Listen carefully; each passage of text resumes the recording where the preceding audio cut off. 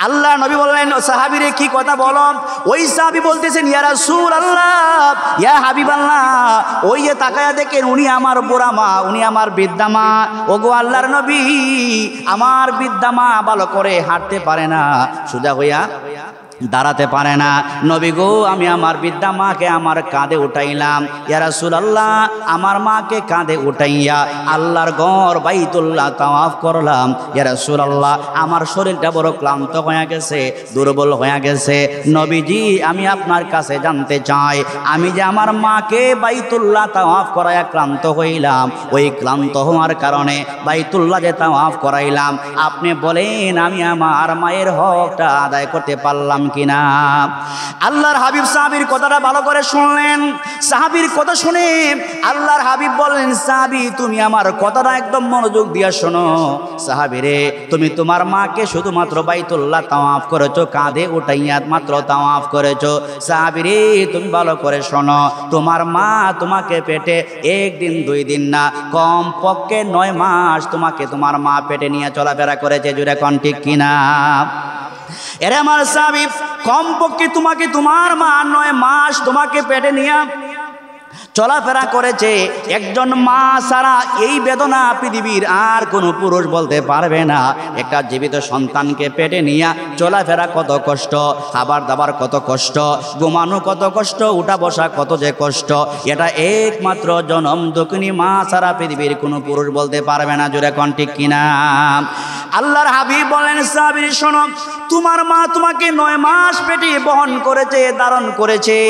যেই দিন যেই মুহূর্তে তোমার মায়ের পেটে আল্লাহর পক্ষ থেকে একটা বিষাক্ত বিষ দেওয়া হয়, যেই বিষের কারণে আস্তে করে সন্তান দুনিয়াতে ভূমিষ্ঠ হয়ে যায়, সাহাবীরে শোনো, ওই মুহূর্তের যেই বিষাক্ত বিষ তোমার মায়ের পেটে দিয়েছিল আল্লাহ পাক, ওই বিষের কারণে তোমার মা জননী যেই লম্বা লম্বা কয়েকটা নিঃশ্বাস ফেলেছিল, আল্লাহর কসম ওই সময়ের একটা নিঃশ্বাসের হকও তুমি আদায় করতে পারো না।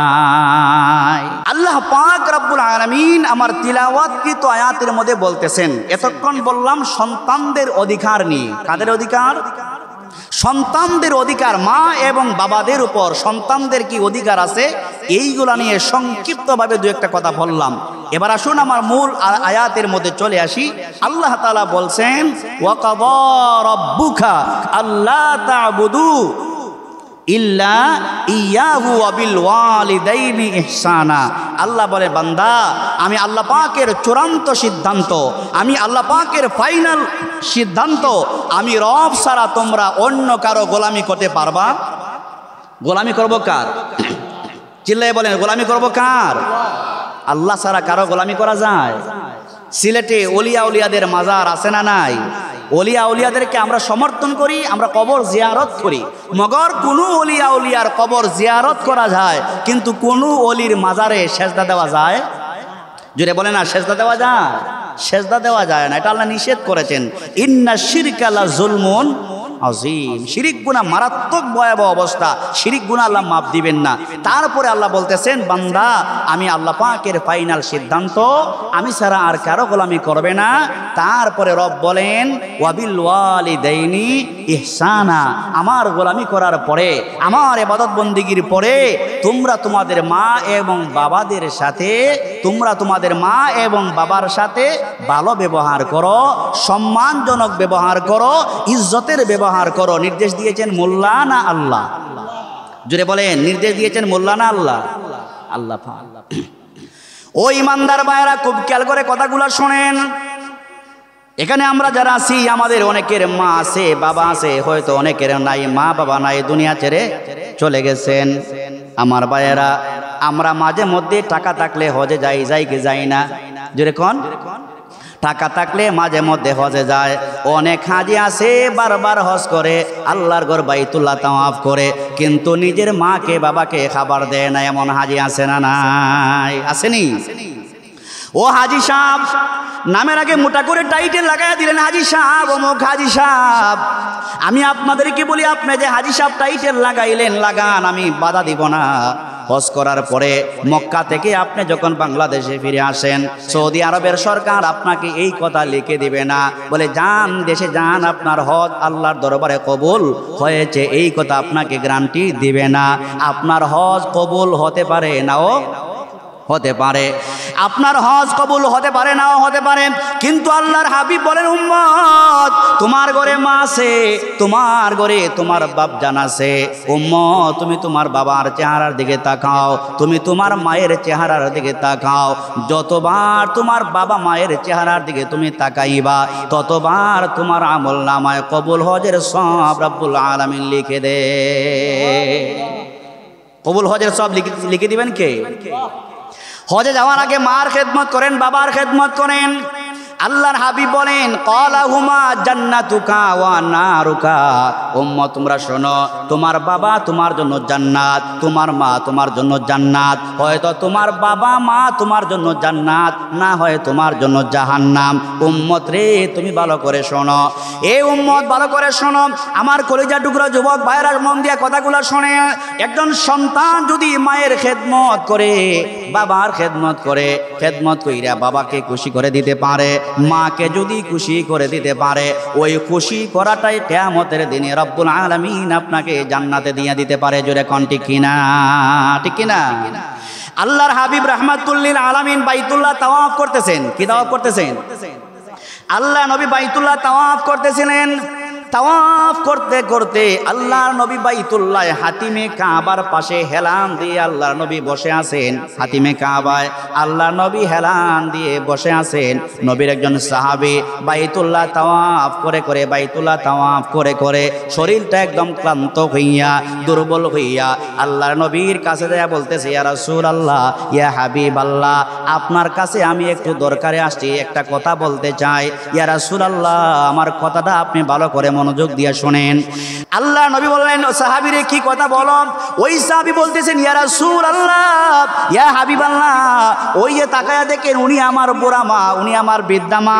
ওগো আল্লাহর নবী, আমার বৃদ্ধা মা ভালো করে হাঁটতে পারে না, সোজা হইয়া দাঁড়াতে পারে না। নবী গো, আমি আমার বৃদ্ধা মাকে আমার কাঁধে উঠাইলাম। ইয়া রাসূলুল্লাহ, আমার মাকে কাঁধে উঠাইয়া আল্লাহর ঘর বাইতুল্লাহ তাওয়াফ করলাম। ইয়া রাসূলুল্লাহ, আমার শরীরটা বড় ক্লান্ত হয়ে গেছে, দুর্বল হয়ে গেছে। নবীজি, আমি আপনার কাছে জানতে চাই, আমি যে আমার মাকে বাইতুল্লাহ তাওয়াফ করাইয়া ক্লান্ত হইলাম, ওই ক্লান্ত হওয়ার কারণে বাইতুল্লাহ যে তাওয়াফ করাইলাম, আপনি বলেন আমি আমার মায়ের হকটা আদায় করতে পারলাম কিনা? আল্লাহর হাবিব সাহাবীর কথাটা ভালো করে শুনলেন। সাহাবীর কথা শুনে আল্লাহর হাবিব বললেন, সাহাবী তুমি আমার কথাটা একদম মনোযোগ দিয়ে শোনো। সাহাবীরে, তুমি তোমার মাকে শুধুমাত্র বাইতুল্লাহ তাওয়াফ করেছো, কাঁধে উঠাইয়া মাত্র তাওয়াফ করেছো। সাহাবীরে, তুমি ভালো করে শোনো, তোমার মা তোমাকে পেটে একদিন দুই দিন না, কম পক্ষে 9 মাস তোমাকে তোমার মা পেটে নিয়ে চলাফেরা করেছে। জুড়ে কোন ঠিক কিনা? এরে আমার সাহাবী, কমপক্ষে তোমাকে তোমার মা 9 মাস তোমাকে পেটে নিয়ে চলাফেরা করেছে। একজন মা ছাড়া এই বেদনা পৃথিবীর আর কোনো পুরুষ বলতে পারবে না। একটা জীবিত সন্তানকে পেটে নিয়ে চলাফেরা কত কষ্ট, খাবার দাবার কত কষ্ট, ঘুমানো কত কষ্ট, উঠা বসা কত যে কষ্ট, এটা একমাত্র জনম দুঃখিনী মা ছাড়া পৃথিবীর কোনো পুরুষ বলতে পারবে না। জোরে কোন ঠিক কিনা? আল্লাহর হাবিব বলেন, সাহাবী শোনো, তোমার মা তোমাকে 9 মাস পেটে বহন করেছে, ধারণ করেছে। যেই দিন যেই মুহূর্তে তোমার মায়ের পেটে আল্লাহর পক্ষ থেকে একটা বিষাক্ত বিষ দেওয়া হয়, যেই বিষের কারণে আস্তে করে সন্তান দুনিয়াতে ভূমিষ্ঠ হয়ে যায়, সাহাবীরে শোনো, ওই মুহূর্তের যেই বিষাক্ত বিষ তোমার মায়ের পেটে দিয়েছিল আল্লাহ পাক, ওই বিষের কারণে তোমার মা জননী যেই লম্বা লম্বা কয়েকটা নিঃশ্বাস ফেলেছিল, আল্লাহর কসম ওই সময়ের একটা নিঃশ্বাসের হকও তুমি আদায় করতে পারো নাই। তোমার মা তোমাকে সারা জীবন কষ্ট করেছে। তোমার মা তোমাকে জন্মগ্রহণ করে তার দায়িত্ব শেষ না, শেষ দায়িত্ব শেষ নয়। 2 বছর পর্যন্ত তোমাকে মা দুধ পান করাইছে। কত বছর? 2 বছর পর্যন্ত মা তোমাকে দুধ পান করাইছেন। এখন তো ডিজিটাল জমানা, অনেক মা বোন এমন আছে সন্তান হইলে মাকে দুধ পান করায় না, এমনও মা কিন্তু আছে, আসেনি? ডিজিটাল বাংলাদেশ, দুধ পান করে না, শরীর নষ্ট হয়ে যাবে। কি হয়ে যাবে? শরীর নষ্ট হয়ে যাবে, এই জন্য সন্তানকে নিজের দুধ পান করায় না, শরীর দুর্বল হয়ে যাবে আর সামনে যায় না, সামনে গেলে অসুবিধা আছে না নাই? আসেনি? নিজের দুধ পান করায় না, শরীরটা নষ্ট হয়ে যাবে।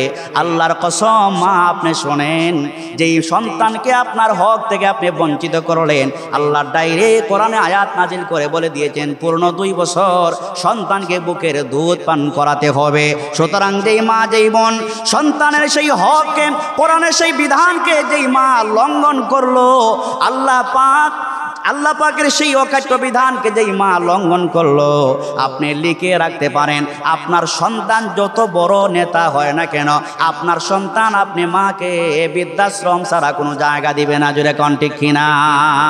ঠিক কিনা? আপনারা যদি বাংলাদেশে বৃদ্ধাশ্রম আছে না নাই?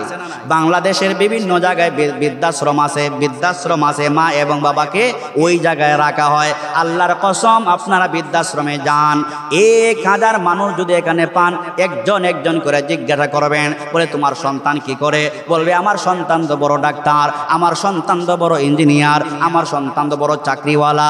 আল্লাহর কসম 1000 না, 1 লক্ষ মা বাবা যদি থাকে, একজন থাকতে পারে বলবে আমার সন্তানকে আলেম বানিয়েছিলাম।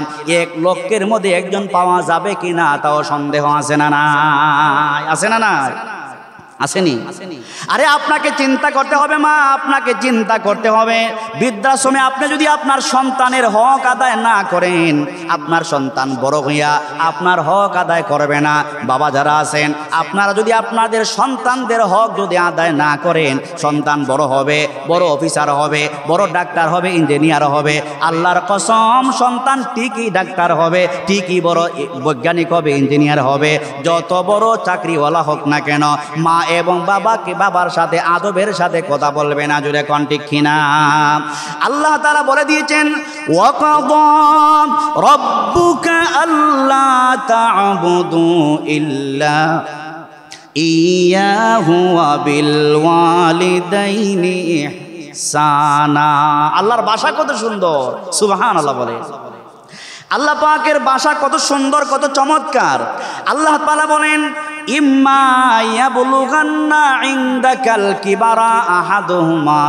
ও বান্দা, তোমার জীবিত অবস্থায়, যুবক ভাইদেরকে বলতেছি, আল্লাহ বলেন বান্দারে, তোমার জীবিত অবস্থায় তোমার মা যদি বৃদ্ধা হয়ে যায়, অথবা তোমার বাবাও যদি বৃদ্ধ হয়ে যায়, উভয়জনে যদি বুড়া হয়ে যায়, বুড়া হওয়ার কারণে কানে কম শুনে না বেশি শুনে? বুড়া মা বৃদ্ধ হওয়ার কারণে কানে কম শোনে, বাবা কম শোনে। এই কারণে বাবাকে একটা কথা বারবার বলতে হয়, কানের কাছে যাইয়া বলতে হয়, তারপরও বাবা শুনে না, ডিস্টার্ব করে। ওই সময়ে সন্তান তুমি রাগ করতে পারবা না, গুসা করতে পারবা না, দমক দিতে পারবা না, এমনকি উফ শব্দ পর্যন্ত বলতে পারবা না। আপনারা প্রশ্ন করবেন, হুজুর তাহলে ওই বুড়া মা বাবার সাথে কেমনে কথা বলবো? আল্লাহ শিখাইয়া দিছেন কাউলান কারীমা। বান্দারে, রাগ করা যাবে না, গুসা করা যাবে না। মা এবং বাবা তোমাকে যতই ডিস্টার্ব করে না কেন, মা এবং বাবাদের সাথে সম্মানজনকভাবে কথা বলার নির্দেশ দিয়েছেন কে? নির্দেশ দিয়েছেন কে? মা এবং বাবাদের সাথে ভালো ব্যবহার করবেন। কারণটা হলো মা এবং বাবা এমন এক সম্পদ। আল্লাহর হাবিব বলেন, মা বাবা এমন সম্পদ, যার মা আছে যার বাবা আছে সম্মান করবেন, কদর করবেন। নবী আমার বলেন, উম্মত তোমরা শোনো, যার ঘরে মা আছে বাবা আছে, আপনার ঘরে এখনো 2টা জান্নাত আছে। সুবহানাল্লাহ। বাবা আছে, আপনার ঘরে জান্নাত কয়টা আছে? 2টা। উম্মত তোমরা শোনো, তোমার মা আছে বাবা আছে, 2টা জান্নাত তোমার ঘরে আছে। তুমি যদি চাও 2টা জান্নাতের মালিক হতে পারবে। কয়টা? তুমি যদি চাও 2টা জান্নাতের মালিক হতে পারবে। বাজারে গেছেন, রাত্রিবেলা এশার নামাজের পরে বাজার থেকে দোকানপাট লাগাইয়া ঘরে আসবেন, 1 কেজি আপেল নিয়ে আসেন, আধা কেজি করে 2টা করে মায়ের হাতে দেন 2টা, বাবার হাতে দেন 2টা। আপনার বাবা মা 50 টাকার আপেল পাইয়া যেই দোয়া করবে, ওই দোয়ার বরকতে রব্বুল আলামিন আপনাকে কোটি কোটি টাকার মালিক বানায়া দিতে পারে। জোরে কোন পারে কি পারে না? ও সিলেটের ব্যবসায়ী ভাইরা, ব্যবসায় লাভ হয় না, হুজুরের তাবিজের দরকার নাই। ব্যবসায় লাভ হয় না, হুজুর বড় করে তাবিজ দিবে, ব্যবসায় লাভ হয়ে যাবে, লন্ডন চলে যাবেন, আমেরিকা চলে যাবেন, তাবিজে লন্ডন নেয় না, আমেরিকা নেয় না, কথা বলেন ঠিক কিনা? লন্ডন আমেরিকা যদি যাইতে চান, অন্য দেশেও যদি যাইতে চান, মনের আশা যদি পূরণ করতে চান, যার দোয়া কবুল হবে তার পায়ে লুটিয়ে পড়া লাগবে, জোরে কোন ঠিক কিনা? যার দোয়া কবুল হবে তিনি কে? মা বাবা।